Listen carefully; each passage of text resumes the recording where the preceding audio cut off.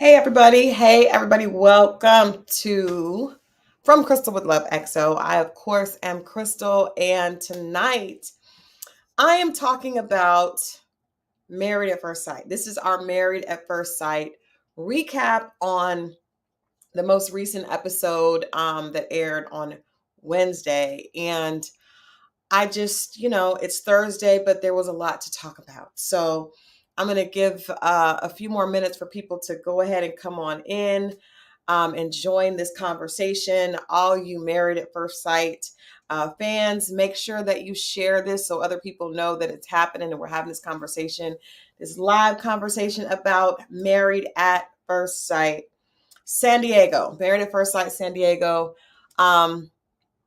Initially, when we first met these couples, I was very kind of on the fence about if we would have any love connections. And as the season goes on, I'm becoming more and more concerned. I'm becoming more and more concerned. But before we get into this latest episode and the teaser from the upcoming episode, like I said, I want to give a few more minutes for people to come on in and join us because this is going to be quick, but I want to hit on several points that just stood out to me in this episode, this past episode. We saw the couples talking with a therapist. And again, I want to, what do you guys think is strange that we're not really getting a lot of interaction from the experts this season, right? Again, I'm still waiting on the Devon Franklin sighting. We have not seen him yet. Waiting on that. I don't know if that's going to be like one of the final episodes. Obviously, we're moving through. I think we're like at the third week of marriage. So if he's coming, it's definitely going to be towards the end because we are a little over halfway into this season, and there are a lot of issues. We're only seeing Dr. Pepper do confessionals, right? We're not seeing her interact with the couples. That's strange to me. We've seen like one Pastor Cal visit per couple.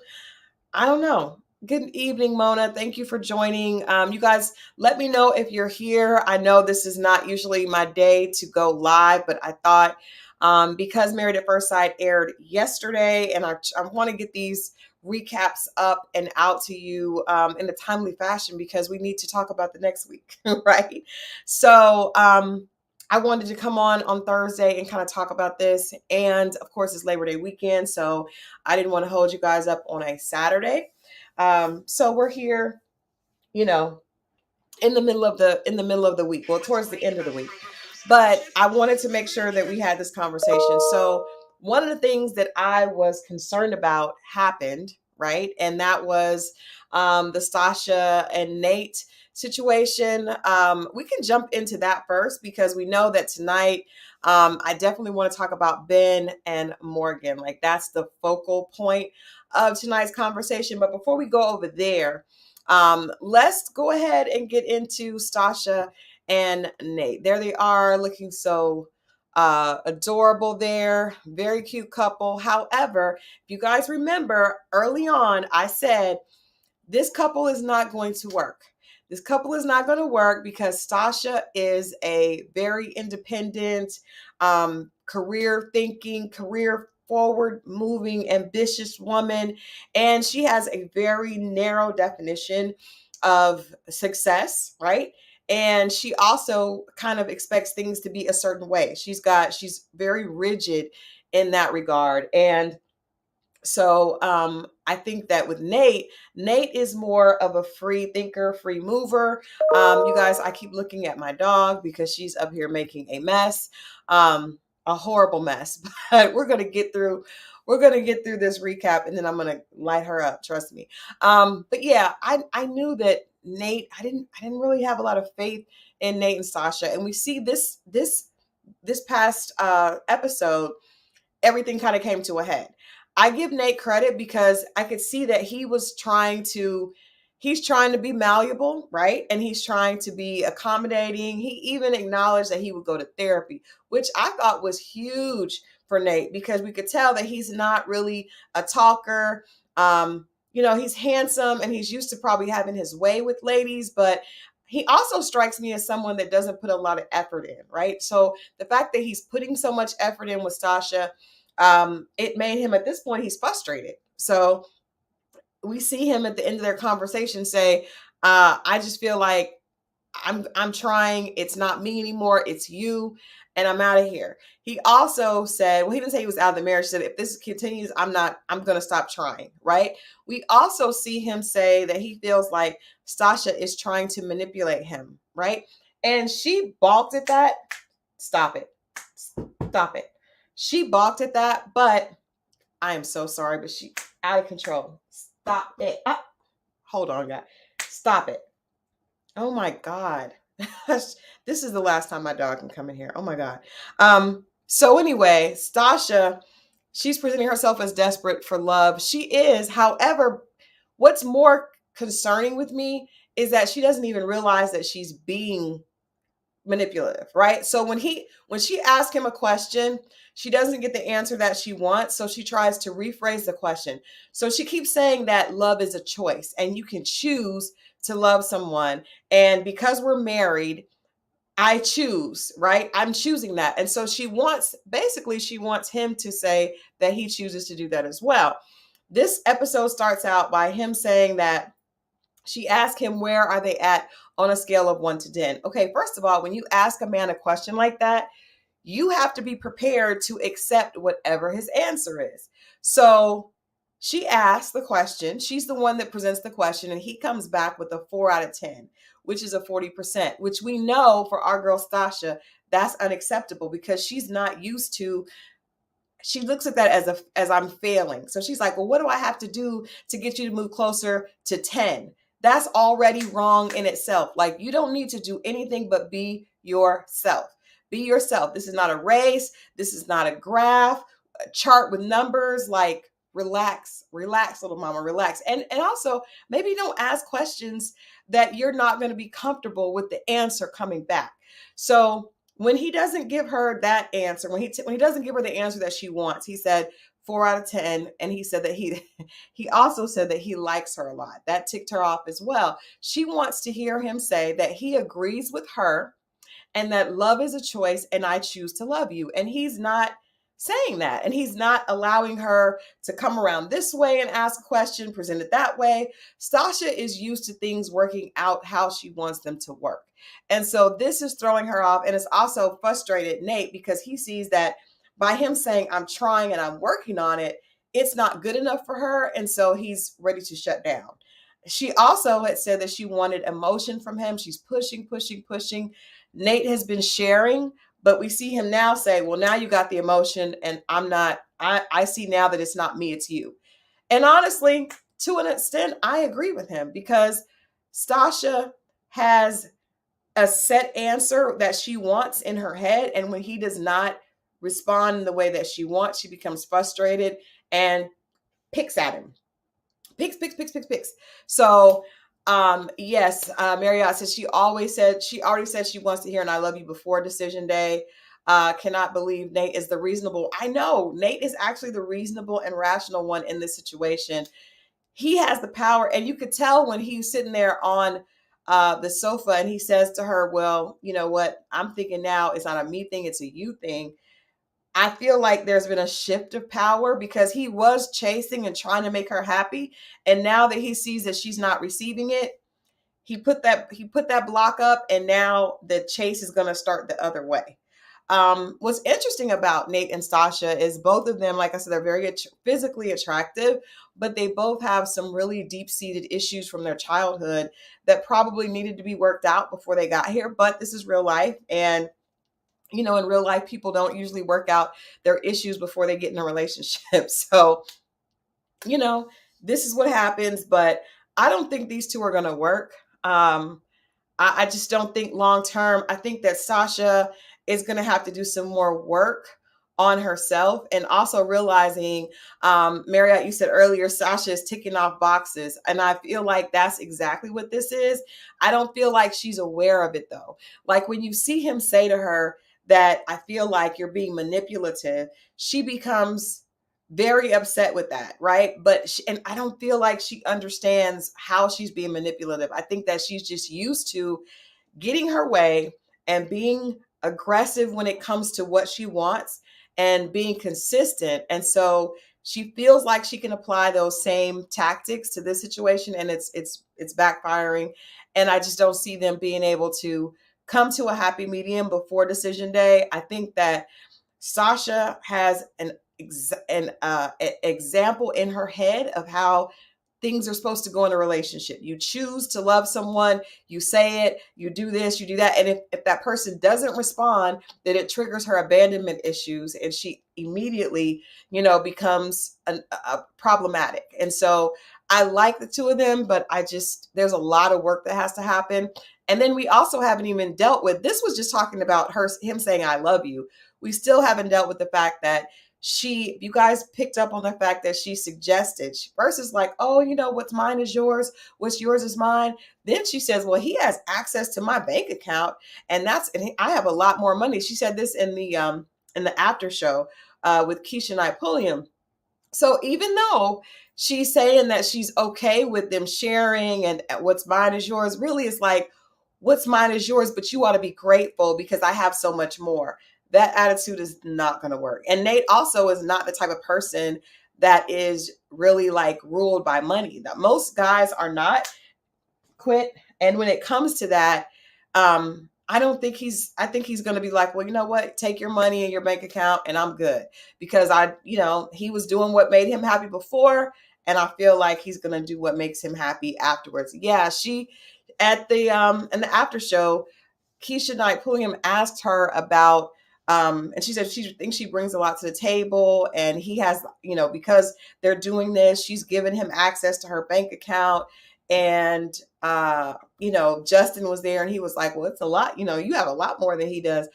And she basically made it seem like that he should have been grateful. He should have taken that into consideration when deciding if he wants to say he loves her or not. So I foresaw this coming with Sasha. There's no way, usually like when the women make a lot more money than a man and the woman says, I'm okay with the fact that you don't make very much money. I'm fine. What I have is that we say that, but very rarely do women mean that. Men, take note, please know, women say it, but usually if that person, they're looking at that as something that I've done for you.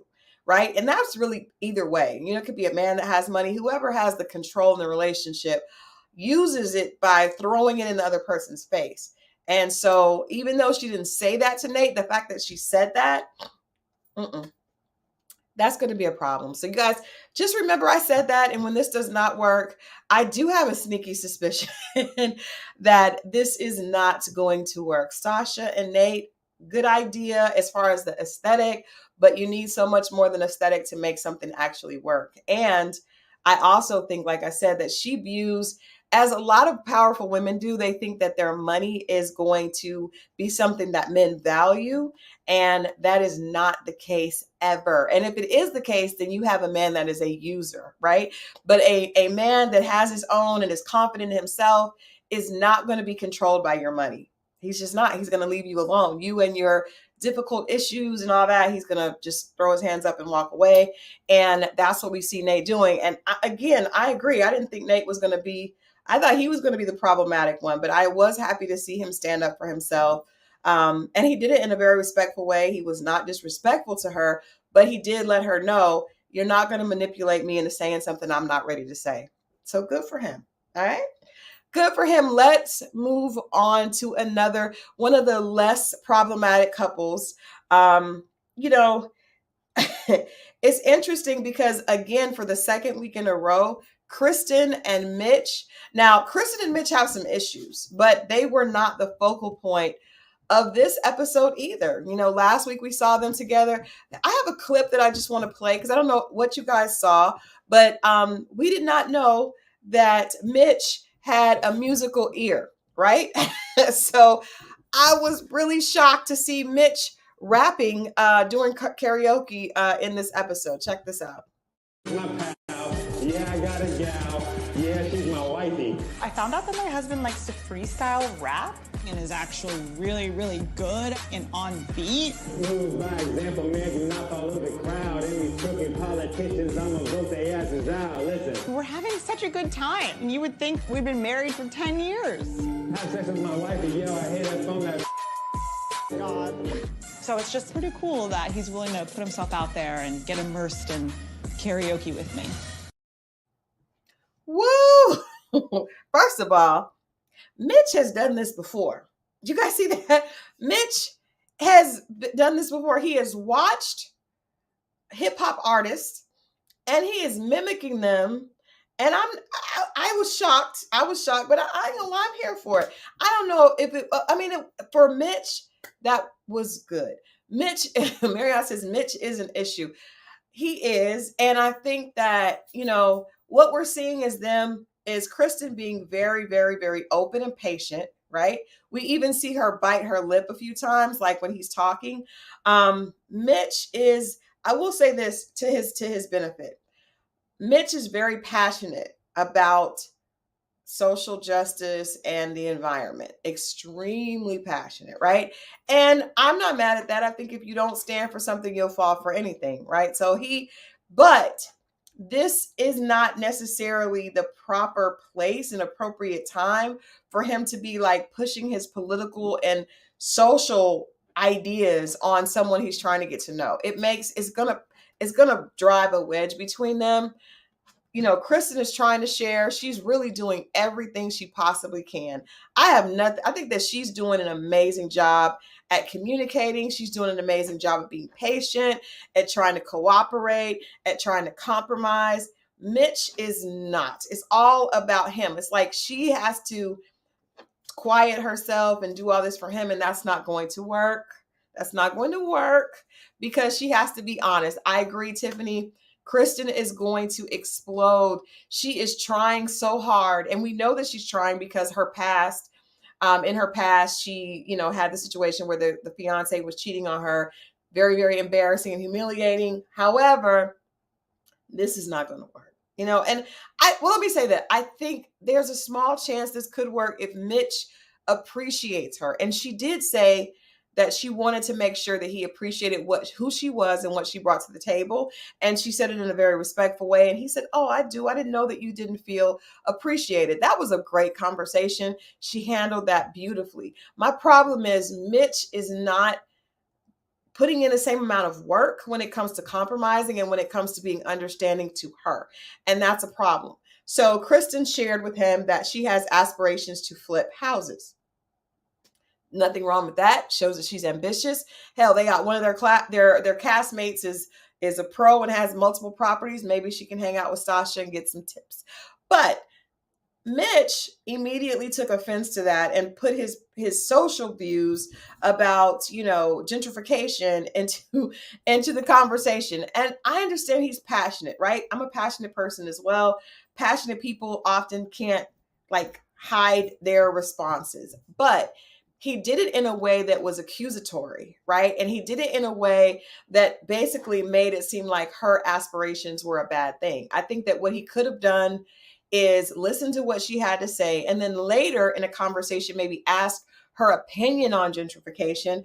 I mean, Mitch has a point because we saw in the news earlier today that basically we're in a place, in our country where pretty soon the middle class is going to be completely eked out. There are so many people that can't afford housing, so many people that cannot afford to rent places. I get that. That is a problem. He's passionate. He's a person that has boots on the ground. However, you don't support your community and the culture around you by putting down someone that's trying to, care about you. Like, that is not going to work. It could be that they're just too opposite because she is not as into social justice as he is and civil rights. But it could be if he would just compromise a little and listen and get out of his own narrow-minded way of really thinking that everything should be about him.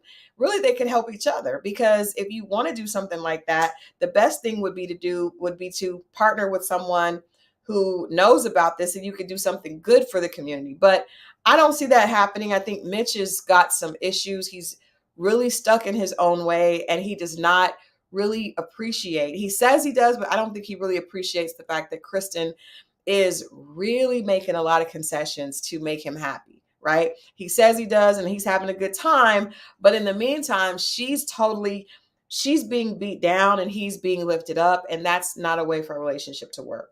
Both people have to be compromising so that each other trying to make the other person happy. As much energy as she's putting into it, Mitch should be trying to match her. But instead, he's just like, oh, this is great. She's at the beach. We're picking up trash. I don't believe in capitalism. I don't believe in this gentrification. But what about what she enjoys? Like, even the karaoke was all about him. One of the things that he said is he liked the fact that she actually let her guard down and was having a good time. And he said he likes to see people not take themselves too seriously and have a good time. Again, it's all about Mitch. I like the fact that he wanted to see her have a good time, and he is very comfortable and he doesn't take himself too seriously with the rapping. But is he doing something to make her happy, or is he just enjoying everything that she's doing for him? I think that's going to get old, and it looks like it's going to get old next episode, because she's going to we see a little clip where she kind of feels like she's going to explode, and I don't blame her, because Krysten has been putting in from the house to the water container to picking up trash, and then her telling him her dream and him immediately squashing it with political views. It's not going to work. I see why you would say, Tiffany, that Krysten is not being authentic. I think that she's not, but I think that she's not doing it on purpose. She's not trying to be fake. She's just trying to extend herself as far as she can to kind of, I guess, give this a fighting chance. And unfortunately, her partner is not doing the same. Like, if Mitch was doing the same thing she was, I think it could work, because I think he would see, oh, wait a minute, I'm probably, making her uncomfortable. Let me figure out how to make her more comfortable. And then she wouldn't be as empty, because at this point, she's going to be empty by week 4. We're on week 3. Week 4, she's going to be totally empty. And that's what we see about to happen, because we see her kind of have a small explosion in the trailer for next week. So, not horrible, but it's building. There's some tension building, and a relationship cannot sustain one person being the only one that's being loved on, that's being considered, that's being catered to. It just doesn't work like that. So I agree with you, Mona. Krysten can do both affordable housing and more expensive properties, or she could do a program. I think there's so much they could do if Mitch would just get out of his head, listen to her, and then share his ideas later, so she could think about it. I mean, they could really be a good couple. I think they actually could be a good couple if he would take some of those guards down and stop being so selfish. But we'll see. We'll see. We will see. All right, we are going to move on. We are going to move on to Lindy and Miguel. Lindy and Miguel. Now, Lindy and Miguel, we're starting to see some issues, right? I think, this is them, Lindy and Miguel. Lindy, and Miguel. Now, we saw last week, I had to get on here and talk to you guys because Lindy was going off on him about that health insurance, right? She does not want to change her last name.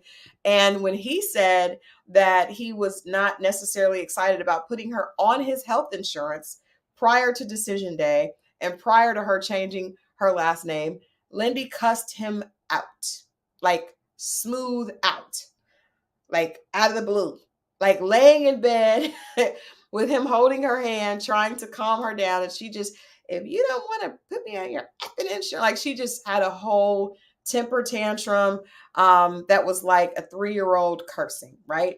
So it's interesting that we see Miguel is kind of like, they got past it, but you can tell his antennas are up and he's like, he was already like that, but now he's really like, So we see them have a conversation where Krysten says that, not Krysten, Lindy says that love is unconditional, right? And if a person is doing things that you don't like, you give them grace. And it sounds great, except there's no accountability there, right? And so Miguel says, well, I hear you, but if I see these type of red flags for me, that's an opportunity to leave. I'm not going to stay if someone is doing something and I tell them I don't like it and they continue to do it. Krysten again becomes upset. And it's clear to me that she is really referencing the fact that she knows that she threw a temper tantrum, right? She knows that he didn't like it because he said that I don't like this side of you.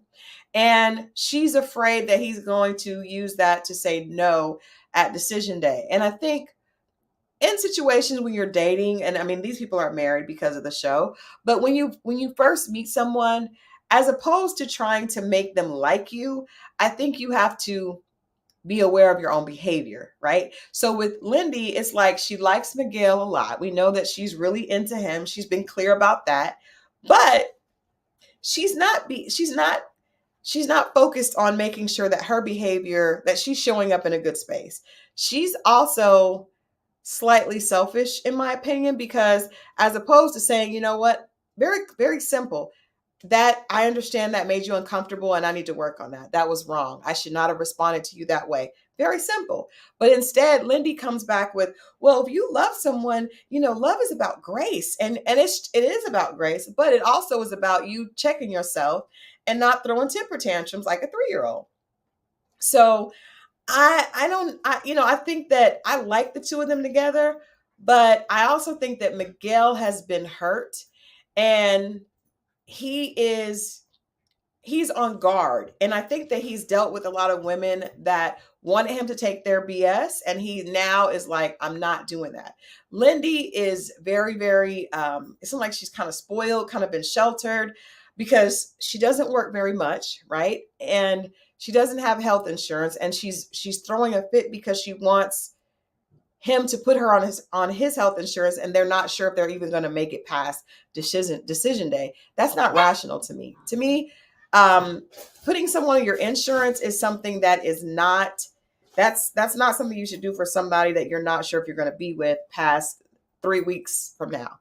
So I'm not on the Lindy train right now. I do think they look cute together, and they have a lot of things in common. They seem to have a lot of chemistry. They even seem to have a lot of compatibility, but I do think that she's manipulative. Same kind of energy as Stasha in that they know how to speak. These are really educated women. Lindy has a PhD.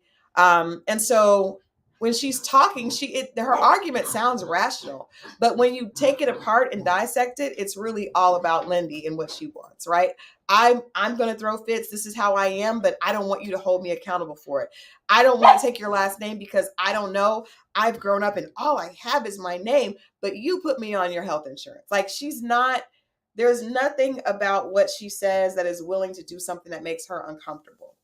I don't think he should add her, Tiffany. I mean, adding someone to your insurance, first of all, you do usually have to pay more, but it's also a process. And so if they don't stay together, he's going to have to call and take her off. And sometimes you can't take the person off until that cycle ends, right? So if he puts her on now and they say no at decision day, he may not be able to take her off right then. So I told you guys last week, I just got on my husband's insurance. We've almost been married a year. Not that I'm not saying that like that's how people should do it, but I'm just saying like you just don't know what's going to happen, especially with this experiment.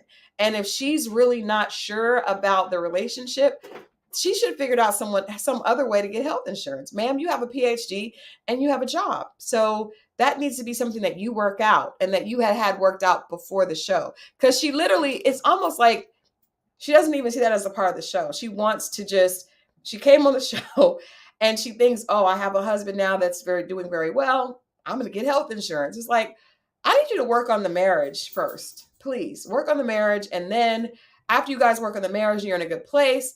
That should come naturally. Just my 2 cents, but I'm just not. And then after all that happened, for her to say that you should not hold someone acting acting a certain way or throwing temper tantrums, you should not hold that against them. In a marriage, you do have to, the Bible says love covers a multitude of sins. So I get that, but you also, as the other person doing it, have to say, you know what, let me change my behavior. And she did not say that. She does not take accountability for, herself. So I don't know. Tiffany says it's not really complicated. Not everything is worth arguing about. That's the thing. She is thinking beyond 8 weeks. She's thinking beyond 8 weeks when it comes to the insurance, but not when it comes to the last name and some of the other stuff. But we'll see. I don't know what his policy is like. Everybody's insurance policies are different. I know for me, when you add somebody, you can't usually add them right away. And when you try to take them off, you can't not necessarily take them off right away. And who knows how much he has to pay in addition. I just don't think that should be a deal breaker at week 3 with a stranger. Now, if you guys have been dating for a long time and you were getting ready to get married, that's different. But I met this person 3 weeks ago and they want me to put them, we don't even have an apartment together. We don't even have a home together. We haven't moved in really together. We're still, acting in this experiment. I just don't see it. But we'll see. We'll see what happens next week. I think Miguel is slowly backing up, and it's going to be interesting to see if they're able to get back to the place they were, because they were like happy in love.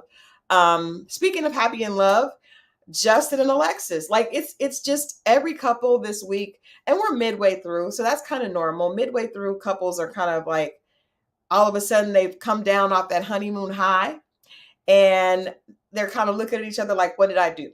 So Alexis and Justin, if you guys remember, Alexis was like, people say marriage is tough. Marriage isn't tough to us. That was like on week 2.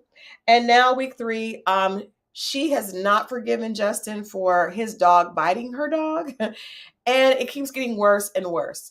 It just keeps getting worse and worse. And I think the dynamic of Justin being extremely emotional makes him an easy target, right? So where with one guy, if a guy is not emotional and you tell him, oh, I don't like that you did this, and you're upset about it, he's going to apologize, but he may not be as accommodating. Justin is like, oh my God, I'm so sorry. I'll do whatever you want. And Alexis is like, and you've been feeding me lies since day one. Girl, what lies has he been feeding you since day one? What lies? She said, well, he is not, when he doesn't over communicate to me, that's lying. He's being vague. Ciao. That he's being vague. I agree. She does not like him. He doesn't express himself well, but it's because he's so emotional. Like it's just convoluted all up in here. He's crying. He's afraid that she's going to leave. And anybody given that much control is usually gonna abuse it just a bit. Just because that's human nature. If you tell them, oh, whatever you do, I'll just love you. I'm so in love with you. It just doesn't work like that. We saw her last week talking to her, I don't know, remember her friend or her sister. And she was saying, Justin told me that he loved me within the first week. And she said, I told him I love him too, but I don't feel like she was being honest. I think she said that because she didn't want him to feel bad, but she didn't. The way she said it, and then she looked at her at the girl on her Zoom. She didn't. I think she liked the idea of him liking her so much, but now it's getting annoying, right? He's getting annoying. Every time they have a conversation, Justin is in tears. It doesn't have to be anything really difficult or particularly emotional. That's just his way. Everything is crying. Whatever happened to him is too close to the surface, and he can't really operate. Like they can't have a conversation where they're just talking. Justin is automatically voice breaking, tearing up. It's a lot. It is a lot. Mona mentions he's messy. I am interested in what in the hell he keeps going back to Binh and having conversations about, right? But we're going to talk about that in a minute. Alexis is giving him a hard time, but I think it would be hard to not give him a hard time because he's just, it just is too much. It's too much. It's too much. I had hope, but it's just too much. And the dog situation threw everything off. But something was going to happen. If it wasn't the dog, it was going to be something else. And so I think that when you don't like somebody, right, especially when you're not attracted to somebody, right? I can admit I've done this before. When you're not attracted to somebody, everything they do gets on your nerves. And it's like, she's putting the 10 on the 2 as they would say. She's definitely putting the 10 on the 2 because she doesn't like him. And that's why, people, we should never want to be with someone that doesn't really like us, right? If you have to convince somebody, or you have to, especially guys, like when a man sees a woman that he feels like is above him and he's going to chase her and do whatever he can to get her, that is never a good idea, because if you get her, she still isn't really going to be feeling you. She's feeling all the stuff you're doing for her, but not you. So Justin being overly accommodating, being just doing everything that he possibly can, kissing her behind 24/7, child, that does not mean that she's going to love you back. In fact, it's hard to love someone that does that much for you, because you don't look at them as an equal anymore. You start to look at them as down here, because they're so busy like pray. It's not a good dynamic. It's not a good dynamic. Justin needs to do some work and believe in him and love himself.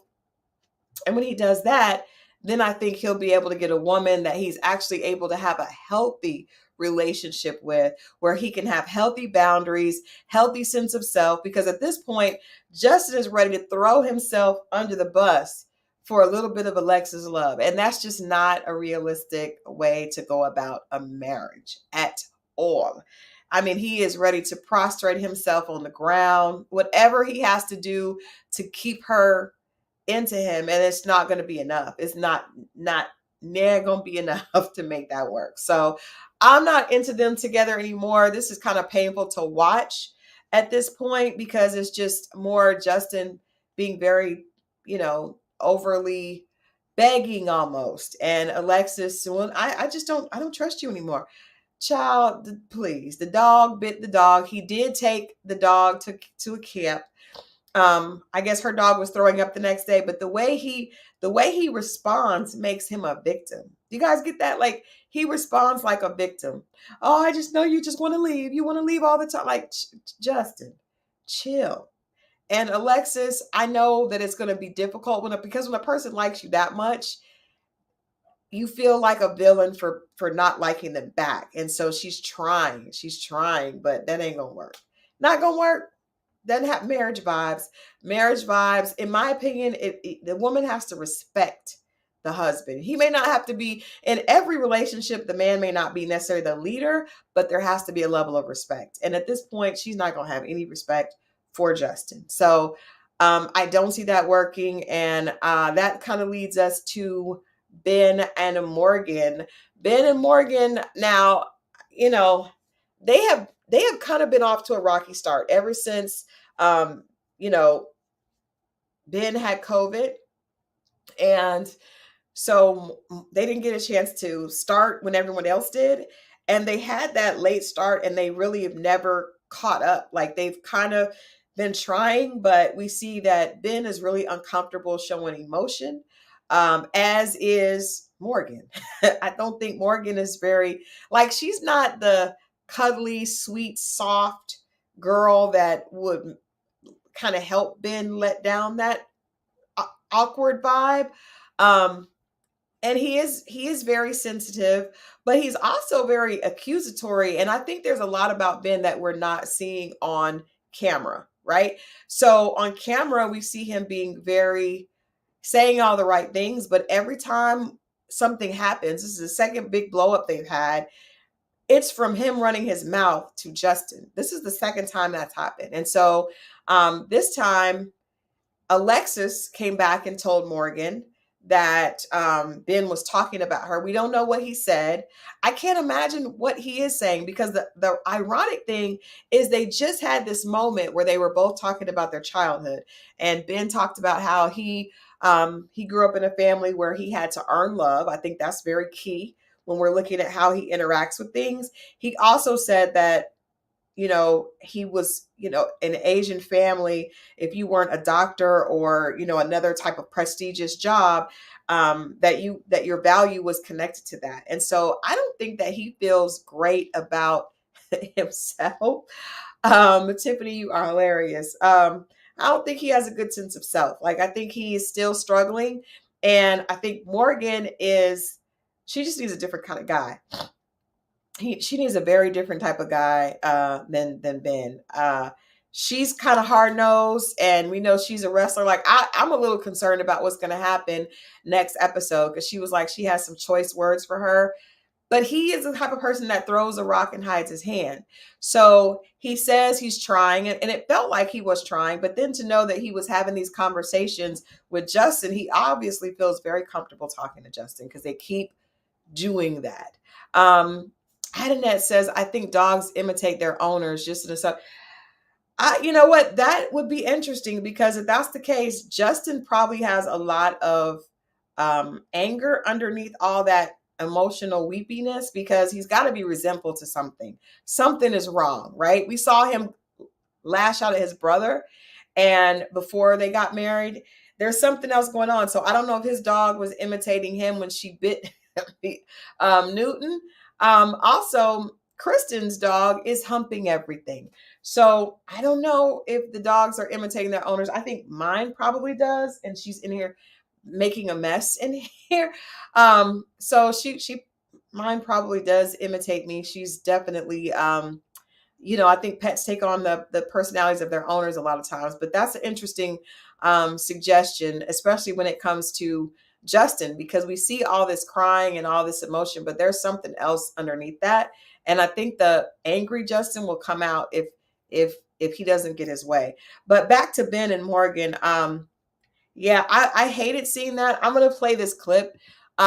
Here's a clip of what is going to happen next week. And I'm a little concerned about where this is going to go. I don't know if this relationship is going to be able to rebound. I'll figure it out. Alexis told me everything, by the way. About what? Alexis came to me woman to woman, friend to friend. What are you talking about?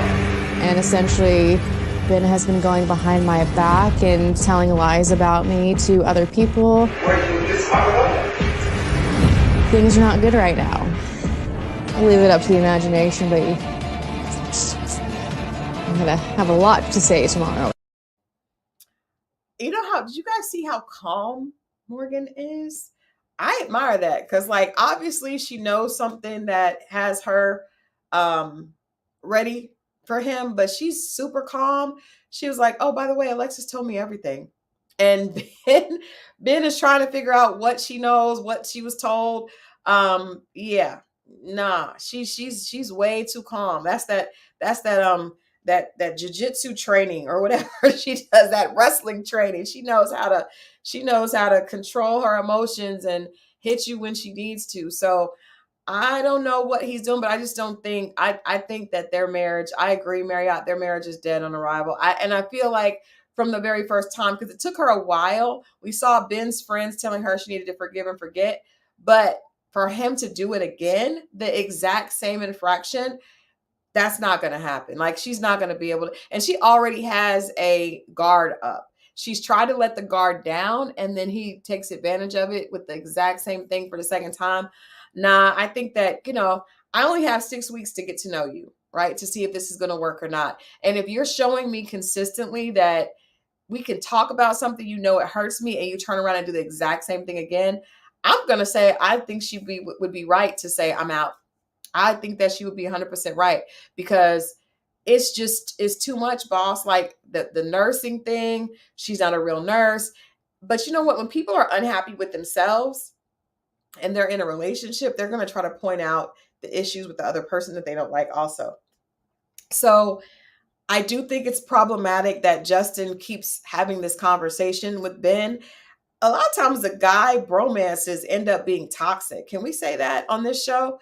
That's not good. And then Alexis to come back and tell her what Justin and Binh are talking about. Like, that's just totally, Justin is wrong. He's being he is being a bone collector and being gossipy and messy. And even Alexis, like, I don't think that she should have said anything. But then on the other side, Morgan does need to know who Binh is. So when you get called out on stuff that you're actually doing, you do have to be accountable for that. So I'm interested to see what he's saying. But she said telling lies on her. So it sounds like he's using her vulnerability and the fact that she has shared things with her and using that stuff against her. And they're really there's not really an explanation for that. So I'm not here for it. Not here for it at all. And unfortunately, Binh needs some help, and Morgan just needs a different type of guy. Binh, I don't think is going to be able, he is not ready to be in a marriage with anybody, because the way he handles things and his awkwardness is just not, he needs to fix that before he tries to be in a marriage. And Morgan, she is going to have to soften up. She is going to have to let her guard down. But I feel like that's what she's been trying to do. And she's been kicked in the face for it. So, that is not going to work. Alexis, definitely, I'm not mad at her for saying anything. I don't know what Justin, we don't know. We have to see. We'll see next week. What exactly did Binh say to Justin? And then, is Justin delivering the message true to form? Is he adding his own? Is he putting 10 on the 2? We'll see. But definitely, I don't think Binh and Morgan obviously are not going to work, because there's no way. I don't think they can come back from this late in the season and him doing the same thing. Alexis and Justin, it's not going to work. Even if they did say yes on decision day, there's no way Alexis can continue this. There's just no possible way. There's no possible way that she can continue dealing with Justin crying every other second when something happens. The only way that could work is if Justin went to therapy himself and she was patient, and I just don't see that happening. We have a short period of time. And Sasha and Nate, I don't think that's going to work either. Unfortunately, you guys know I'm always looking for the silver lining and the rainbow in the clouds. I don't see it with any of these 3 couples. Even Mitch and Krysten, they're doing better than everybody else, but that's not, once they hit this bump in the road, when Krysten wakes up and is like, I can't take this, that's going to be a problem. And then Lindy and Miguel. Yeah, no. They have more hope. I think Krysten and Mitch and Lindy and Miguel are in a better place to be possible. But the rest of them, I don't think. And I would hope for Sasha and Nate, but Sasha's not going to stop being who she is. And Nate is not enough of he doesn't have Krysten energy, right? He's trying because he likes her, but you see, bam, he hit that wall. He's like, I don't want to keep doing this. I've been trying, and you're not receiving it.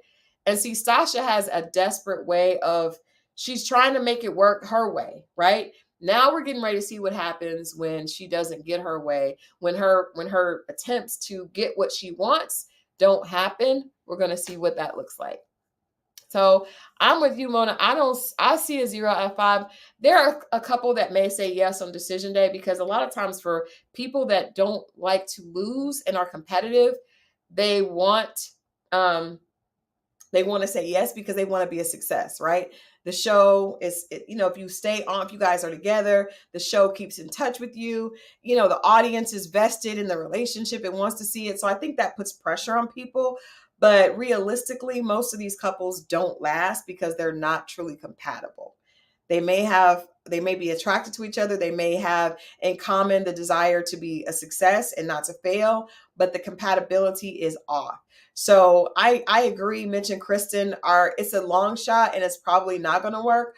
But compared to Alexis and Justin, compared to Morgan and Binh, they have a little bit more chance than those are just, I think those couples are dead.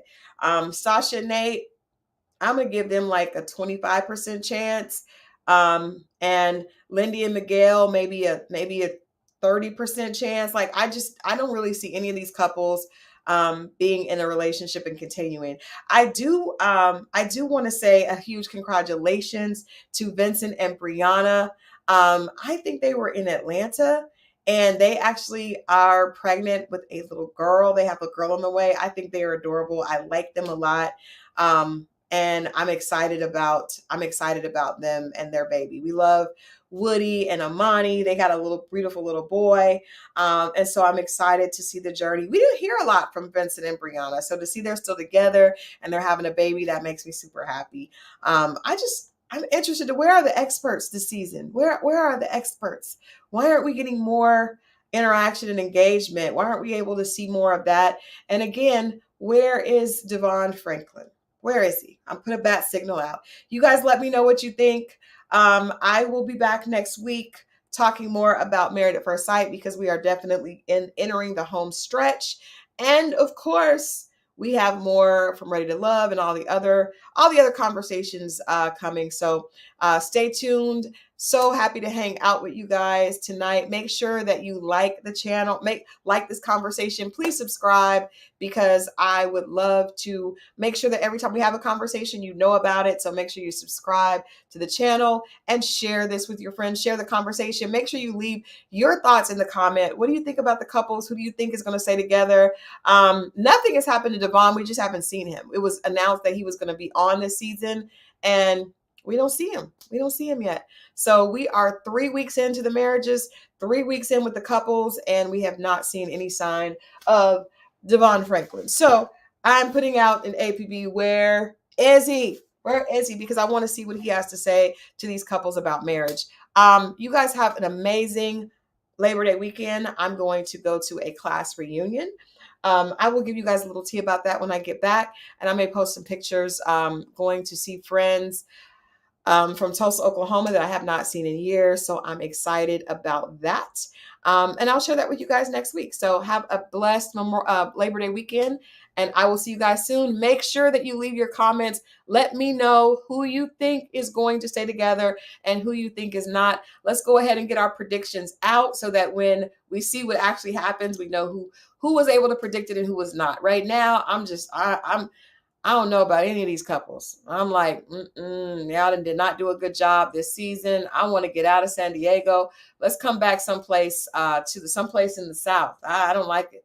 I don't like the odds in San Diego. All right. But again, thank you guys so much. Make sure that you put a heart, like the conversation, love the conversation, and I will see you guys next week.